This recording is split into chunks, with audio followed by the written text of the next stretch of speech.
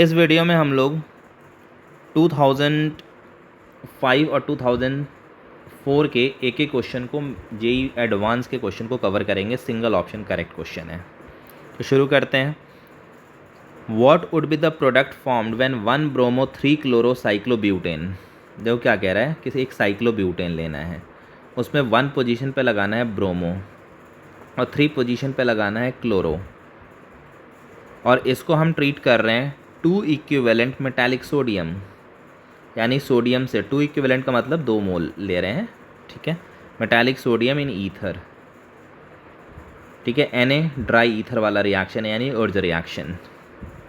तो ये हमें पता चल गया कि दिस इज उर्ज रिएक्शन,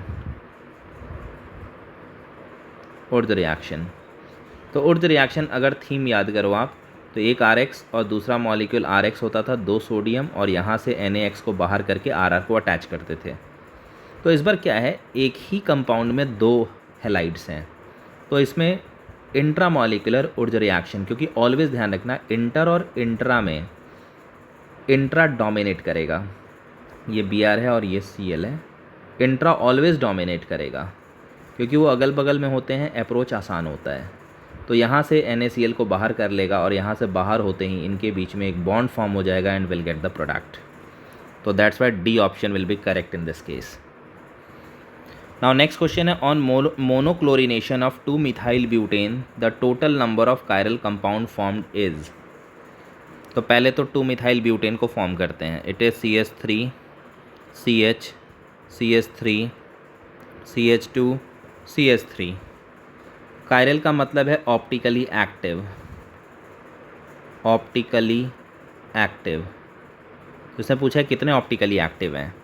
तो इसका जब आप मोनोक्लोरिनेशन कराओगे Cl2HNu, तो स्ट्रक्चरल आइसोमर 4 बनेंगे।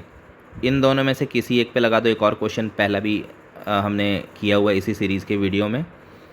तो ये दोनों स्ट्रक्चरली सेम है, क्योंकि इन दोनों में से कहीं से भी H हटा के Cl लगाओगे तो IUPAC नेम सेम आएगा। उसके बाद दूसरा ये है, इसके थ्रू एक बनेगा, थर्ड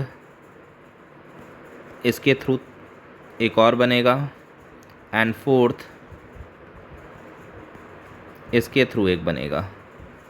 तो ये 4 कलर हैं, यानी 4 अलग अलग हमारे पास स्ट्रक्चरल आइसोमर्स के लिए हैं। तो पहले मैं येलो, किसी एक येलो वाले से हटा के आप Cl लगा दो, HCl बाहर और H हट के Cl लग गया। तो एक ये हो गया। Now heading for the next, second CH3C CH3 Cl CH2 CH3 second. Now next CH3C CH3 CH CH Cl and CH3, and the last one जो सबसे ग्रीन वाले से अब हटा के हम फॉर्म कर रहे हैं, तो it is CH3 CH CH3 CH2 CH2 Cl। ये 4 हो गए हमारे पास। अब इसमें ढूंढना है कि किसमें किसमें कायरल कार्बन है। तो आई एम गेटिंग, मैं उस पर स्टार लगा रहा हूँ। This carbon is chiral, it is having 4 different group. उसके अलावा एक आपको यहाँ पे मिलेगा, ये कार्बन कायरल हो गया, इस पर भी 4 अलग अलग ग्रुप हैं, यानी इसका एक D बनेगा और एक L बनेगा। सिमिलरली इसका भी एक डेक्स्ट्रो बनेगा और एक लीवो बनेगा।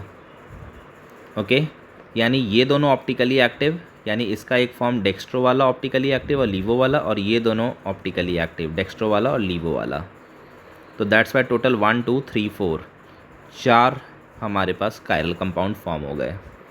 4 स्ट्रक्चरल आइसोमर्स थे और 2 ऑप्टिकली एक्टिव हो गए। तो उस 2 ऑप्टिकली का डेक्स्ट्रो एंड लीवो, यानी एक फॉर्म और उसका मिरर इमेज, वैसे ही इसका भी एक फॉर्म और उसका मिरर इमेज, तो टोटल मिला के 4 हो जाएंगे।